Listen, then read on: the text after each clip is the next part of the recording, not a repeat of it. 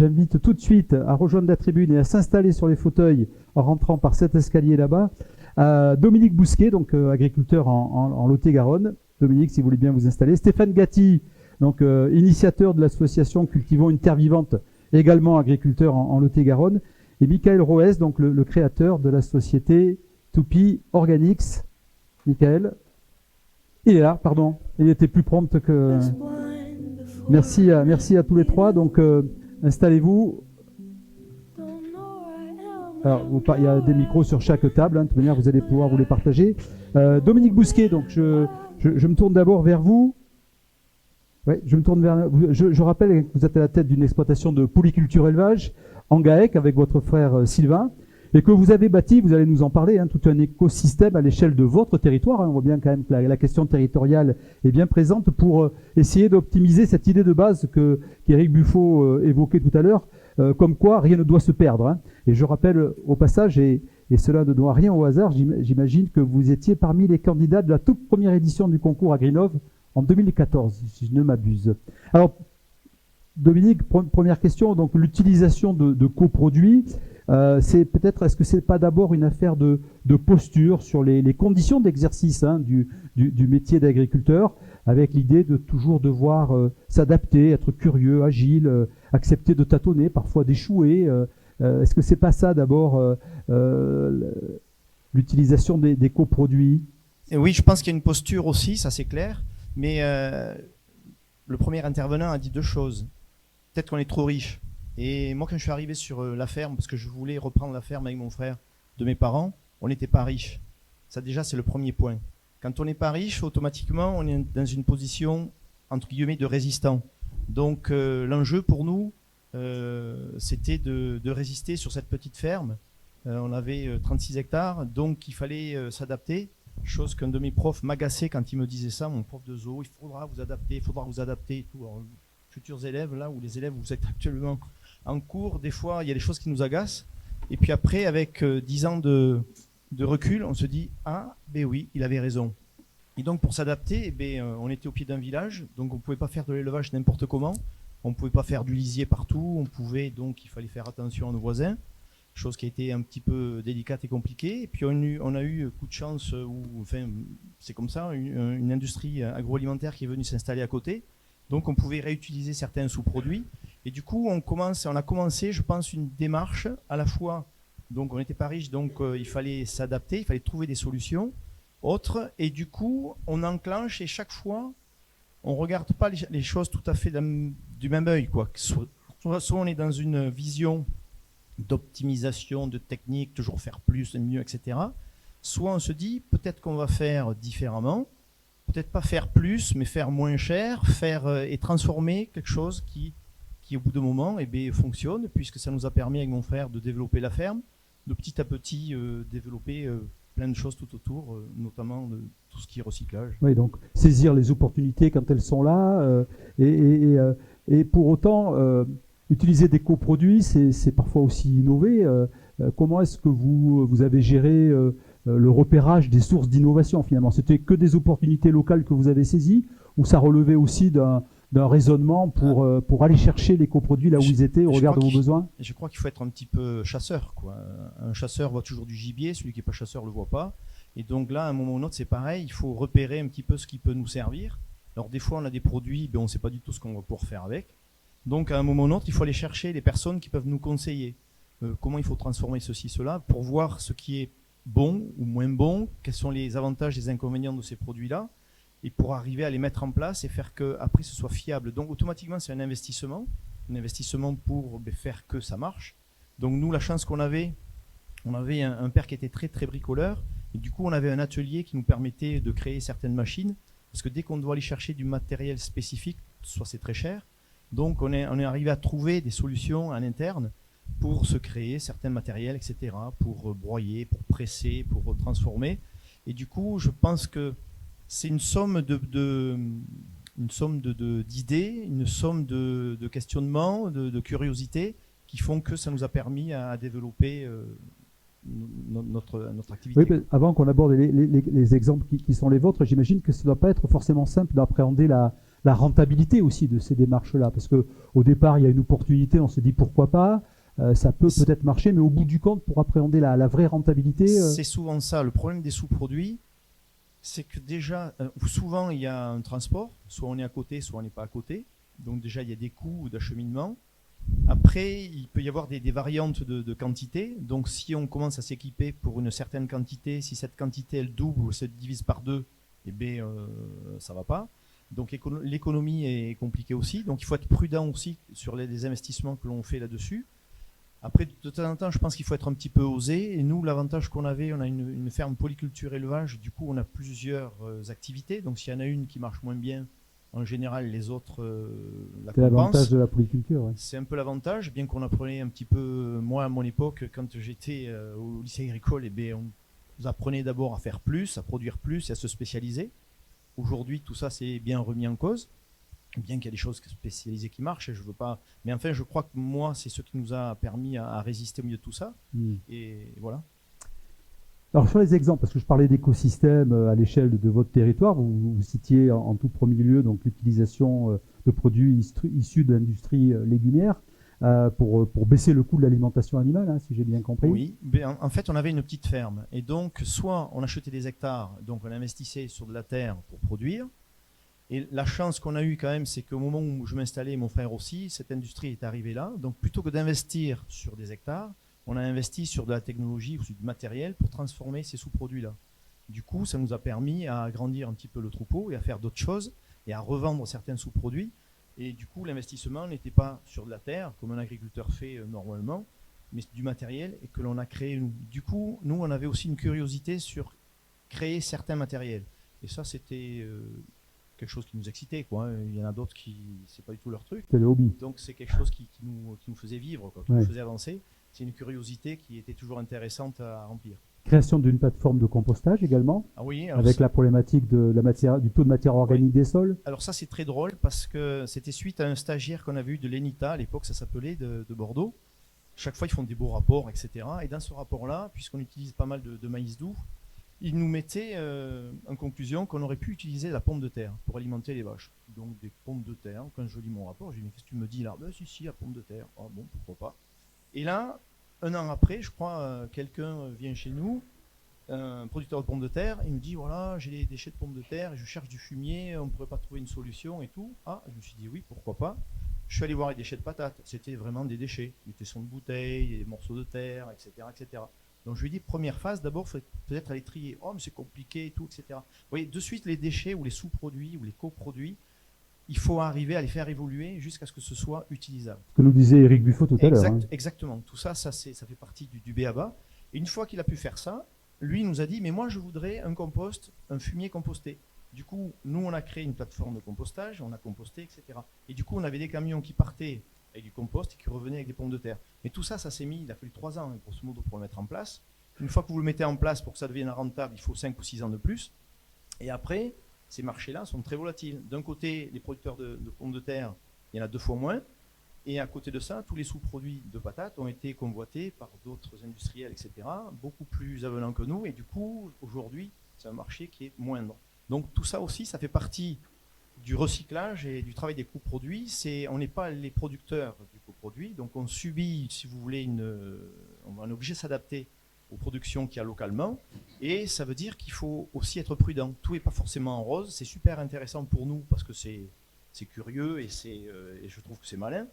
Mais voilà. Vigilance sur la rentabilité. Et puis, pour terminer, donc production de méthane avec les déjections animales. Oui, alors ça, c'était, vu qu'on était au milieu de certains sous-produits que l'on peut faire alimenter, qu'on peut alimenter les animaux, mais il y en avait d'autres, on ne pouvait pas. Et comme on était toujours à côté de notre village, etc., et on savait que les fumiers compostés, quand on les épand et tout, on était limite côté odeur. Du coup, on est parti sur la méthanisation en 2010. Individuellement sur l'exploitation ou individuellement sur l'exploitation. C'était un petit méthaniseur agricole pour faire 75 kg watts électriques. Et l'idée, en fait, il y avait plusieurs choses. C'était d'avoir des déchets qui soient inodores. Effectivement, si c'est bien fait, parce que l'indigesta, c'est uniquement qu'un terme vague. Si un digesta est bien fait, ça ne sent pas. Première chose. Deuxième chose, on s'évite d'acheter des engrais. Donc aujourd'hui, on est bien content. Je crois qu'on a fait un bon choix parce que les engrais, ils sont bien là où ils sont. Et troisième chose, on a un autre revenu hors agricole, donc c'est-à-dire qu'on vend de l'énergie, Vous vous sécurisez. et donc ça sécurise le système. Alors tout ça, c'est très facile à dire, à faire, parce que bien sûr, on n'est pas allé chercher du matériel tout fait, etc. On s'est créé le matériel, on a déposé un brevet et tout. Donc voilà, on a un côté où on aime bien s'amuser sur ces trucs-là, mais c'est énormément de travail. C'est très très long dans la mise au point, puisque c'est toujours la finalité, les derniers pourcentages qui sont rentables. Donc c'est des investissements à long terme, on y arrive, mais il y a un côté passionnant aussi. En tout cas, moi, c'est ce qui me fait avancer. Merci Dominique Bousquet pour ce témoignage. On enchaîne, le temps passe vite. Michael Roès, vous avez développé donc un process innovant consistant à transformer l'urine, à collecter et à transformer l'urine humaine en engrais naturel utilisable par l'agriculture, mais je crois aussi par l'industrie.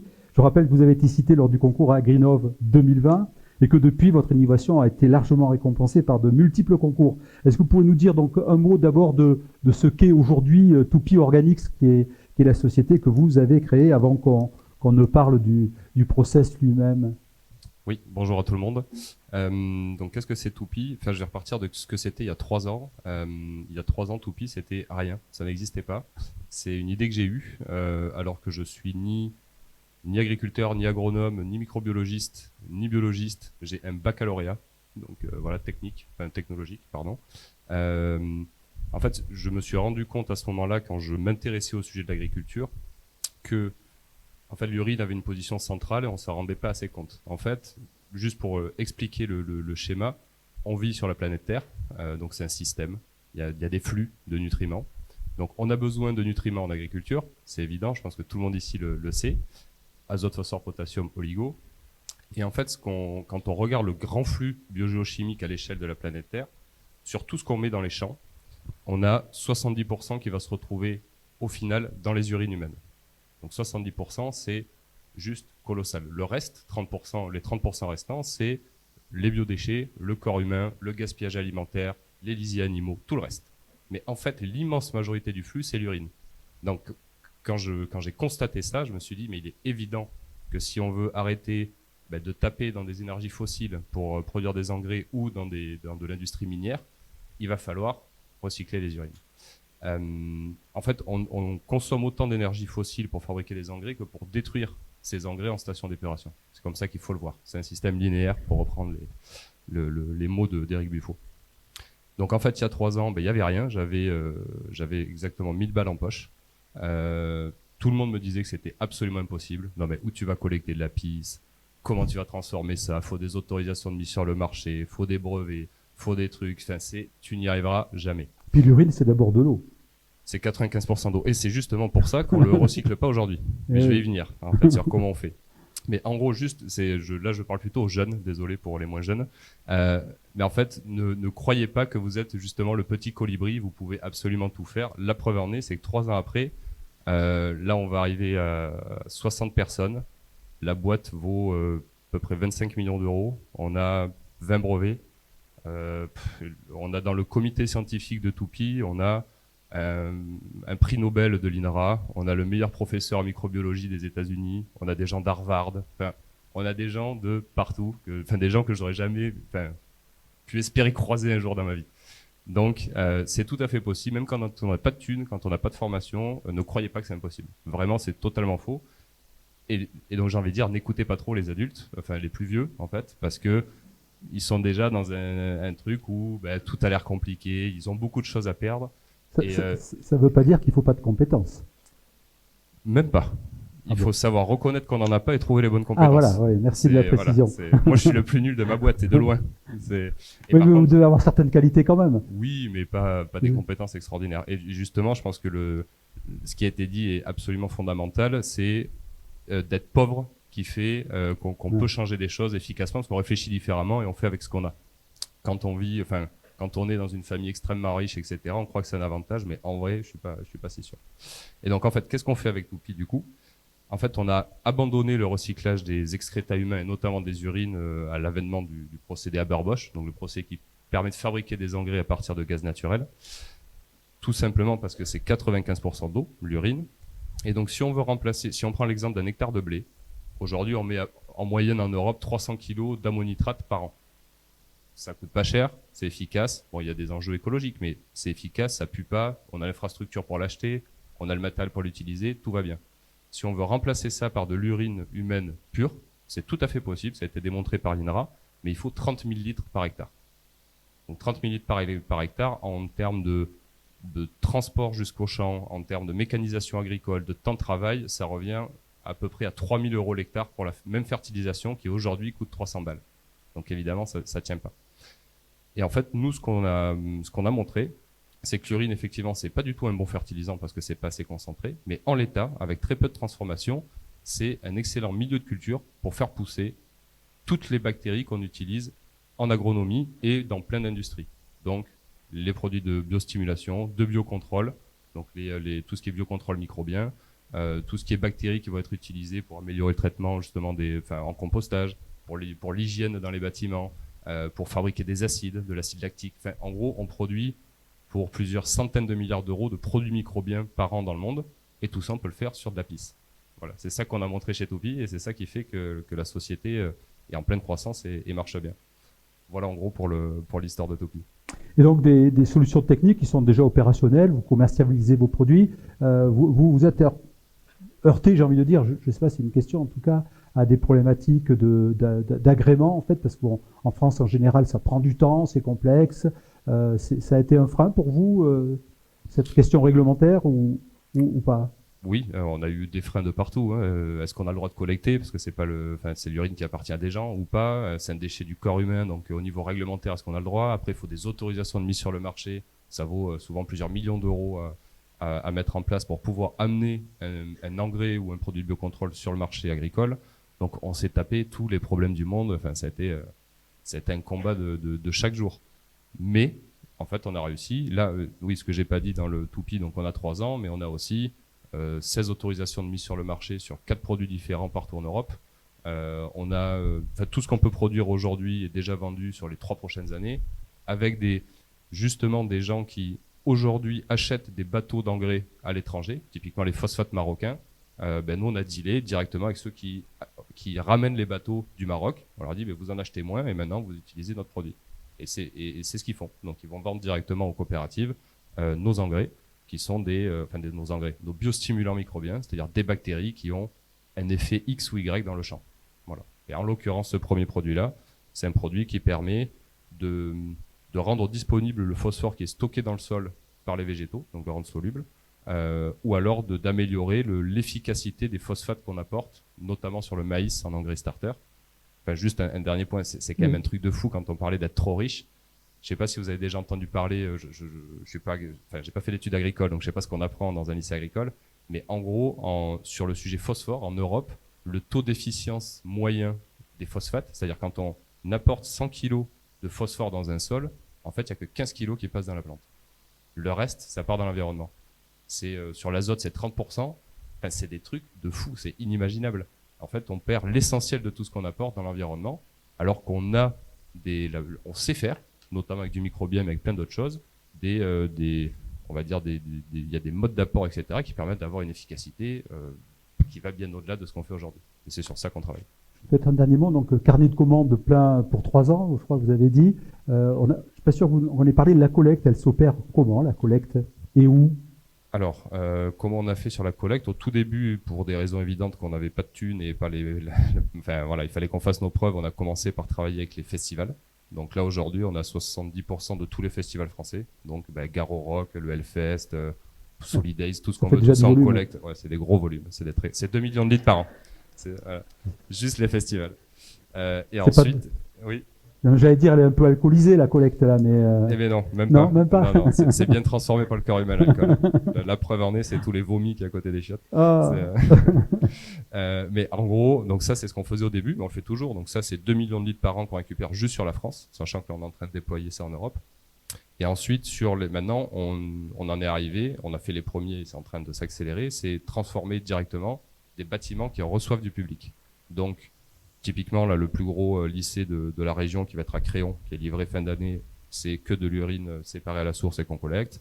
On a équipé le Futuroscope, on est en train d'équiper le Stade de France, on est en train d'équiper le Matmut Atlantique, on est en train d'équiper des collèges, des lycées, de tout. D'accord. Quoi. Et donc c'est vous qui vous occupez de l'équipement permettant la collecte ou c'est un deal qui est passé avec Alors, les organisateurs, enfin les c'est- propriétaires? En fait, c'est vraiment des cas particuliers. Des À chaque cas fois, nous, en particuliers. fait, on fait pas d'urinoir, mais en fait, on travaille avec tous ceux qui fabriquent des urinoirs en Europe, des D'accord. urinoirs sans eau, sans chasse d'eau, Ouais.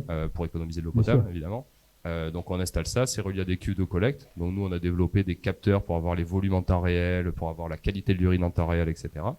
Mais en fait, des fois, c'est eux qui payent parce qu'ils ont un intérêt financier direct. Bien sûr. Des fois, c'est la collectivité qui paye. Des fois, c'est nous qui payons. Parce que vous l'achetez pas l'urine, vous la récupérez, vous la collectez, vous la récupérez. Alors, aujourd'hui, on l'a acheté jusqu'à présent. Ah oui. Mais en fait, c'est parce que ça passe dans notre modèle économique. D'accord. Donc, pour aller vite, il n'y avait pas de problème. S'il fallait payer 100 euros le mètre cube, nous, on s'en fout. Mais en fait, on sait très bien que demain, on va être payé et grassement payé pour le faire. Parce qu'en fait, encore une fois, l'urine, pour le dire autrement, c'est 1% du flux total de tout ce qui arrive en station d'épuration, c'est que 1%, mais c'est 80% du problème, c'est-à-dire 80% de l'azote et du phosphore. Donc, Bon. voilà. Stéphane Courtois, pour financer la rénovation du lycée, il faut collecter l'urine. Merci Michael, hein, c'est vraiment passionnant. On enchaîne avec notre troisième témoin, Stéphane Gatti. Stéphane Gatti, donc bonjour, agriculteur en Lot-et-Garonne, je le disais. Alors votre credo à vous, si j'ai bien compris, hein, c'est d'abord la préservation de la qualité de vos sols et en tout premier lieu celle du taux de matière organique. Hein, c'est vraiment l'enjeu premier. Et pour cela, donc vous investissez dans différentes techniques et une en particulier qui permet de ne rien perdre du carbone présent dans la matière organique et donc sans gaz à effet de serre. Alors ça vous a voulu d'être récompensé par le 3e prix du concours Agrinov en 2021. Est-ce que d'abord vous pouvez nous parler un petit peu de cette association Cultivons une terre vivante, son objet, ses objectifs et que vous mettez en œuvre au niveau de votre exploitation? Oui, alors c'est pas forcément pour augmenter le taux de matière organique de mes sols, mais le taux de matière organique des sols des agriculteurs. Des agriculteurs, bien sûr. Voilà. Mais en commençant par chez vous, peut-être. Voilà, on avait commencé comme ça. Donc on a créé notre association, donc Cultivons une terre vivante en 2011, dans un projet de planter des parcelles en agroforesterie. Pour cela, l'objectif est donc d'augmenter le taux de matière organique des sols et donc densifier la production au mètre carré. Donc l'agroforesterie est un système qui permet cela. Pour réussir une bonne plantation d'arbres, il faut pailler les arbres au moment de la plantation. Pour pailler les arbres, il faut trouver de la paille. Donc vous avez la paille, mais vous allez donc sortir la paille du champ pour la mettre au pied de l'arbre. Donc vous allez appauvrir Jacques pour enrichir Pierre. La solution, c'est de récupérer des déchets. Donc on a choisi une déchetterie pas très loin. On est allé les rencontrer, on leur a dit voilà, on a un projet agroforestier, on aurait besoin d'un certain nombre de tonnages de déchets verts qui seraient broyés et qui seraient de suite mis au pied des arbres pour pouvoir donc faire ce paillage. Donc les élus qu'on a rencontrés à ce moment-là nous ont dit votre projet est sympa, merci, au revoir. Donc j'avais une stagiaire ingénieure qui était sur la ferme à ce moment-là et elle faisait des bons quand on est revenu. Elle a dit mais c'est pas possible, ils n'ont rien compris. Donc j'ai dit bon écoute, on va essayer de les re-rencontrer et puis on va y aller par le côté économique. Donc là on leur a dit bon combien ça coûte à la collectivité de traiter les déchets verts. Donc ça coûte 30 euros à la tonne. Et nous, au bluff, on leur a dit à 15 euros la tonne, on plante des arbres et on remet des arbres au milieu des champs et des parcelles agricoles. Donc je ne sais pas si vous avez pu voir dernièrement l'émission qu'il y a eu aux arbres citoyens. Ça, nous, on l'a fait en 2011. On a commencé à planter en 2011, en 2015 et 2018 en agroforesterie. Donc sur la ferme, on a 40 hectares en agroforesterie. Dans l'association donc Cultivons une terre vivante, on collecte à ce jour 1600 tonnes de déchets verts par an sur 2 sites. Ces végétaux sont donc broyés et mis à disposition des adhérents le plus rapidement possible pour qu'ils puissent le ramener au sol le plus rapidement possible. Tout à l'heure, on parlait de compostage, c'était intéressant. Je ne suis pas très sûr. Les observations qu'on a pu voir et les études qui ont été faites, lorsque vous mettez 10 tonnes de carbone à composter, à la sortie, vous n'en avez plus que 3. Nous, dans le monde agricole, ce qu'on a besoin le plus possible, c'est bien du carbone. Donc je ne vois pas quel est l'intérêt de composter. Et limiter les émissions de gaz à effet de serre par ailleurs, parce que bon, quand Et donc, perte de carbone et perte d'énergie, vu que vous avez pris l'énergie dans les matières pour pouvoir monter en température. Donc là, ce que vous êtes en train de nous dire, Stéphane, c'est que la solution compostage, c'est déjà pas mal, mais c'est largement insuffisant. C'est une solution, mais il y a peut-être d'autres solutions plus intéressantes pour le monde agricole.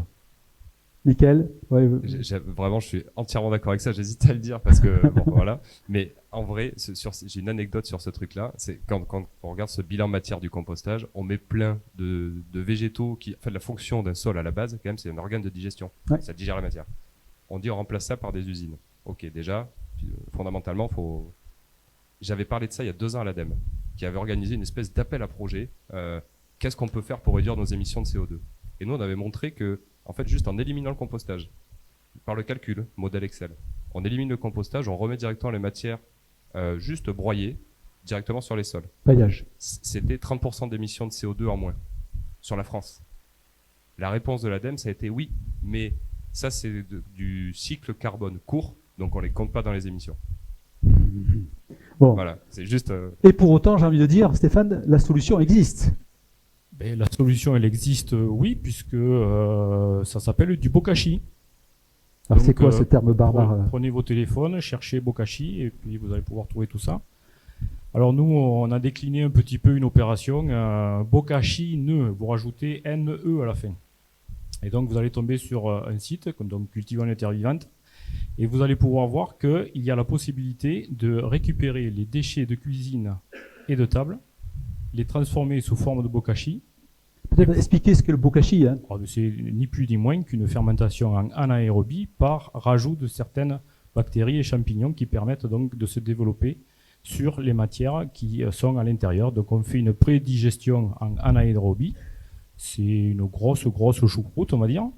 Et ensuite, ces matières-là sont de suite assimilables par les cultures qui vont être à proximité. Mais surtout, vous allez pouvoir amener un maximum de carbone au sol qui va permettre d'augmenter le taux de matière organique des sols. Donc c'est une technique ancienne initiée par les Japonais, je crois. Oui, c'est japonais, ça a une trentaine ou une quarantaine d'années. Ouais. Eux, ils n'ont pas toutes les contraintes réglementaires que l'on a en France et en Europe. On va en parler. Et c'est un petit peu ce qui nous coince. Donc on a pu mettre en place ce système-là et on veut le développer auprès des établissements scolaires, justement pour sensibiliser les enfants et les mettre dans la boucle pour pouvoir donc connaître cette technique, en apprécier les effets et permettre notamment aux maraîchers, aux petits agriculteurs locaux de faire cette prestation de collecte et de récupérer ces matières pour pouvoir les mettre dans leur sol. Donc on ne veut pas transporter essentiellement de l'eau très très loin, on veut pouvoir donc utiliser ces déchets pour les valoriser sur le même territoire et donc impliquer tous les intervenants, que ce soit l'agriculteur ou le petit maraîcher, qui est à 4 ou 5 km d'une école ou d'un collège ou d'un lycée. Donc on est pleinement dans le respect des principes de l'économie circulaire. Je parle sous le contrôle d'Éric Buffo, mais c'est à peu près ça. Et pourtant, donc, vous vous heurtez à une difficulté réglementaire qui pour l'instant n'est pas résolue, liée donc à l'utilisation de ces déchets de cantine.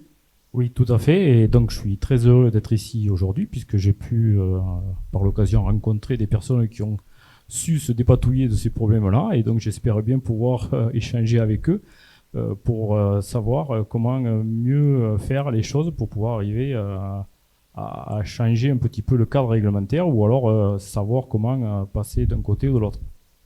Quelle est-il d'ailleurs la problématique technique qui se pose en 2 mots pour qu'on comprenne bien? Pardon. Donc les déchets de cuisine et de table sont classifiés SPAN 3, des sous-produits animaux catégorisés par la catégorie 3. Donc même un réfectoire qui est fait que du vegan ou que végétarien, même les déchets qui sortent de là sont considérés comme des sous-produits animaux. Et donc il faut le traiter tel que ces produits-là. Et donc pour cela, on est obligé de passer par une phase d'hygiénisation et donc de monter ces matières à une température de 70 degrés pendant une journée ou 2 heures. Enfin, il y a un cadre réglementaire. Et ensuite, eh bien, ces matières-là, une fois compostées, eh bien, on nous a dit, la DDCSPP, que ça ne peut être mis que sur des cultures qui sont racines. Bon, d'accord. Le pourquoi du comment, on ne sait pas trop. Et par contre, vous allez aller expliquer au maraîcher qu'il peut planter des patates et pas faire de tomates. C'est ça. Voilà. Donc aujourd'hui, on a rencontré différentes structures pour pouvoir faire des études. Ça chiffre autour de 50 000 euros et nous, dans l'association, on n'a pas ce budget-là. On s'est rapproché auprès de divers financeurs, auprès de l'ADEME, qui nous ont dit pour l'instant, il n'y a pas de ligne budgétaire pour pouvoir travailler ces dossiers-là. Ils nous ont dit d'attendre jusqu'à la fin de l'année, parce qu'a priori, ils auraient mis une étude sur le bokashi pour savoir si ça fonctionne, si ça ne fonctionne pas. Donc on attend les résultats. Sachant que nous, on l'a mis en place sur l'Albret, grâce à la participation de Valorisons et du SMICTOM, sur l'établissement de Nérac, Lavardac et l'école primaire de Montagnac. On fonctionne aussi sur Roquefort. Et donc, on maintient cette activité-là pour pouvoir avoir un support d'études et d'expérimentation. Mais on est obligé de le passer par du compostage. Donc, tout ce qu'on a mis en avant, on le perd derrière. Voilà. Donc on en est là aujourd'hui. J'imagine que le réseau des chambres d'agriculture aussi vous accompagne là-dessus, la chambre d'agriculture de Lot-et-Garonne. Alors pour l'instant, ils nous suivent un petit peu. On les sollicite régulièrement et ça avance petit à petit. Parce que la question de la matière organique, c'est une problématique très, très transversale qui concerne, j'ai envie de dire, presque l'ensemble du monde agricole. Et tout le monde peut être acteur, justement, et donc que ce soit pour le particulier, donc aujourd'hui le particulier peut le faire chez lui, dans son petit jardin. Mais nous, agriculteurs, si on veut le mettre en place, avec des déchets de cuisine et de table, c'est quasiment interdit. L'objectif, c'est des pratiques agricoles qui sont faites, qui sont pratiquées avec des fumiers, avec des déchets de légumes invendus ou des fruits invendus. Il se fait du bokashi, donc de ces matières-là, pour pouvoir en conserver toute l'énergie et tout le carbone, et c'est ramené au sol directement. Bien, merci Stéphane. Avant qu'on ne passe à la deuxième série d'exemples, est-ce que, au regard des interventions de nos trois intervenants, que je remercie par avance, est-ce qu'il y aurait des questions? Allez, il y a un micro qui va vous parvenir. Ouais. Si vous voulez bien vous présenter. Oui, bonjour. Bravo pour les trois interventions qui sont très très convaincantes et pour le courage que vous avez pour les mettre en place. Je voulais surtout vous interpeller, vous qui avez mis, vous surtout qui n'avez pas fait d'études agricoles et qui avez réussi quelque chose de spectaculaire. Mais mon inquiétude était sur le résultat des urines, en particulier lié aux produits pharmaceutiques. Comment vous évacuez cette chose-là, puisque c'est une problématique que toutes les stations d'épuration connaissent, et j'imagine que vous les connaissez peut-être encore plus concentrés. C'est une très bonne question, et je crois que c'est la première question qu'on m'a posée quand j'ai parlé de mon projet. On m'a dit, non mais là, tu vas te frotter un truc, oublie. Effectivement, l'urine, il y a plein de choses intéressantes, mais c'est en fait ce qu'on appelle les xénobiotiques, donc antibiotiques, hormones, etc. On retrouve 90% de tout ce que le corps humain rejette dans les urines. Donc, c'est un concentré de trucs qu'il ne faut pas. Alors, il y a plein de niveaux de réponse sur comment on gère ça. Premier niveau, qui est un niveau c'est réponse de Normand, mais aujourd'hui, on ne le traite pas. Tout part dans l'environnement. Ça, c'est la réponse, moi, que j'aime bien, parce que fondamentalement, ça me choque. En fait, de séparer les urines à la source, c'est-à-dire de plus uriner dans l'eau potable et de collecter de façon séparée la matière urine, c'est la seule solution viable économiquement pour en finir avec l'antibiorésistance. C'est-à-dire que c'est très facile à enlever avec un filtre à charbon. Tout le monde connaît ça, filtre à charbon. Voilà. On enlève 99,9% de tous les xénobiotiques. Ça vaut pas cher, alors que, justement, si on fait ça à l'échelle d'une station d'épuration, on a un flux qui est absolument énorme, qui doit passer dans un filtre à charbon qui est coûteux, alors que c'est dans 1% du volume qui arrive qu'on doit extraire ça. Donc en fait, c'est la réponse que je donne moi quand on parle de ça, c'est qu'en fait, recycler l'urine, c'est le seul moyen d'en finir avec l'antibiorésistance. Voilà, c'est 90% des rejets humains, ça vient de là. Et après, j'ai un dernier niveau de réponse, qui est que en fait, et là, on rejoint des enjeux justement plutôt philosophiques, etc. est-ce que j'ai vraiment envie de mettre un filtre à charbon avant mon procédé? Parce qu'en fait, nous, on est sur des procédés de fermentation, donc on a de la digestion microbienne, et en fait, on voit qu'on a des taux d'abattement de l'ordre de 85%, sans filtre à charbon. Et ensuite, on a des produits qui s'utilisent à entre 1 litre et 20 litres à l'hectare. C'est-à-dire au maximum à 20 litres hectare, c'est l'équivalent de 1 pipi qui a perdu 85% de tout ce qui est mauvais pour 50 mètres carrés. Et donc en fait, là, moi j'ai un vrai sujet. Réglementairement, j'ai même pas à m'en occuper, parce que tout le monde se fout aujourd'hui des xénobiotiques. Je veux dire, on m'a demandé une autorisation de mise sur le marché. Moi, parce qu'on voulait le savoir, on a fourni des analyses là-dessus, mais ça pourrait être sur le marché avec 0 analyse. C'est pas dans la réglementation. Voilà. Donc, en fait, au niveau technique, il n'y a pas de sujet. La question, c'est vers quel monde on veut aller. Est-ce qu'on veut de l'ultra techno? Moi, je dis, en fait, la vraie bonne solution, c'est de prendre moins d'antibiotiques. Et quand on prend des antibiotiques, ben, vous savez quoi? Vous avez des pots, comme quand on va faire une analyse. Et sur ta semaine d'antibiotiques, tu pisses dans le pot et tu le ramènes à la pharmacie. Et là, c'est terminé. Et ça, c'est la vraie bonne solution. Mais ça, qui a envie d'aller pisser dans un pot, etc.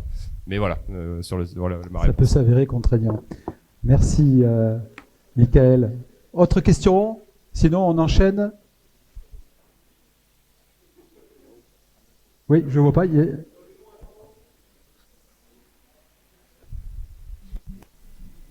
Pensez à vous présenter. Merci. Étienne, jeune agriculteur à La Montjoie. Très bien. Ma question s'adresse à Michael, le fondateur de... Oui. Je voudrais savoir si à notre échelle individuelle, nous, on peut installer des toilettes qui séparent donc les selles de l'urine, et pour notre usage personnel en tant qu'agriculteur, faire quelque chose avec l'urine humaine. Alors, oui. En fait, j'ai envie de dire... alors, je vais rentrer dans le détail après, mais j'ai envie de dire, on fait ce qu'on veut, hein, et puis si jamais il y a la police de l'eau, de l'environnement qui vient, de toute façon, ils n'ont pas le droit de mettre une amende au premier coup. Donc, faites ce que vous voulez, déjà, pour commencer. Et puis, quand ils seront venus, vous verrez. En vrai, il n'y a pas de cadre réglementaire, évidemment. Il n'y a pas de cadre réglementaire, mais par contre, il est très facile maintenant de demander l'autorisation de faire des expérimentations, qui peuvent déjà durer 5 ans. Donc, pourquoi pas. En fait, on peut tout à fait utiliser l'urine brute, comme ça, sans transformation. D'autant plus que l'urine, juste quand elle est stockée, d'elle-même, il y a un phénomène qui se passe pendant le stockage, c'est l'hydrolyse de l'urée. Donc l'urée qui se transforme en ammoniac. Donc elle va monter un pH de 12. Et en fait, elle va s'hygiéniser toute seule. Donc oui, on peut tout à fait utiliser ça dans un champ. Et en fait, même à l'échelle du particulier ou de la petite exploitation, en fait, on n'a plus du tout besoin d'engrais si on réutilise les urines. Si on prend l'exemple de l'Afrique, qui utilise de façon bien plus raisonnée que nous les engrais azotés, c'est pour fertiliser, enfin pour mettre autant d'azote dans les champs en Afrique que ce qu'ils mettent aujourd'hui, il faut 2000 litres par hectare, c'est-à-dire ce que c'est un an de pipi de 4 personnes. Voilà. Donc en fait, on peut tout à fait utiliser ça. C'est nous, l'intérêt de notre techno, c'est pour le généraliser dans un contexte d'agriculture industrielle, dans un contexte de plein d'industries différentes qui sont très carbonées. Mais le mieux du mieux, en fait, en vrai, c'est pareil, là c'est un enjeu philosophique. Le mieux du mieux, c'est polyculture élevage, c'est de l'ultra-circuit court et terminé. L'agriculture intensive, très industrielle, de toute façon, ça doit mourir, clairement. Donc, oui, utilisez-le en fait. Utilisez-le et vous avez plein de littérature sur Internet. Sur YouTube, il y a tout ce qu'il faut pour savoir comment utiliser l'urine. Il n'y a besoin de personne. Ça coûte 0 et ça va potentiellement enlever pas mal de problèmes à la station d'épuration du coin. Après, Michael, j'imagine que tout en utilisant de l'urine, on peut aussi être performant techniquement et maintenir ses rendements. Ah, c'est pas, je dirais, c'est pas antinomique. C'est moi qui vous parle là. Ici là. Ah pardon. Ok. Pardon. J'ai pas reconnu la voix. Non, je veux dire, parce que vous sembliez dire effectivement l'agriculture intensive, industrielle, c'est fini, ça doit mourir. Le procédé qui est le vôtre et la capacité à utiliser, à recycler l'urine humaine comme engrais, c'est pas du tout antinomique d'une performance technique qui permettrait. Non, mais quand je dis l'agriculture industrielle doit mourir, je parle pas de l'agriculture. Enfin, je dis pas qu'il faut pas être performant techniquement, économiquement, c'est ça. Pas du tout. Je dis qu'il y a des mécanismes actuellement qui sont totalement incompatible avec une trajectoire bas carbone. Tout à Ça, il faut me démontrer le contraire, quoi. Ouais, tout à fait. Mais non, en fait, là, il y a un programme de l'INRAD qui a 10 ans, qui s'appelle OCAPI, qui est extrêmement bien financé. Ils ont montré que, en remplaçant les engrais azotés par de l'urine humaine, on a exactement Les mêmes résultats. le même résultat. Le Ouais. seul problème, c'est le coût de transport. Donc, à l'échelle très locale, C'est jouable. faites-le. Mais C'est bien sûr, vrai. faites-le. Merci, je pense qu'on peut applaudir nos 3 intervenants.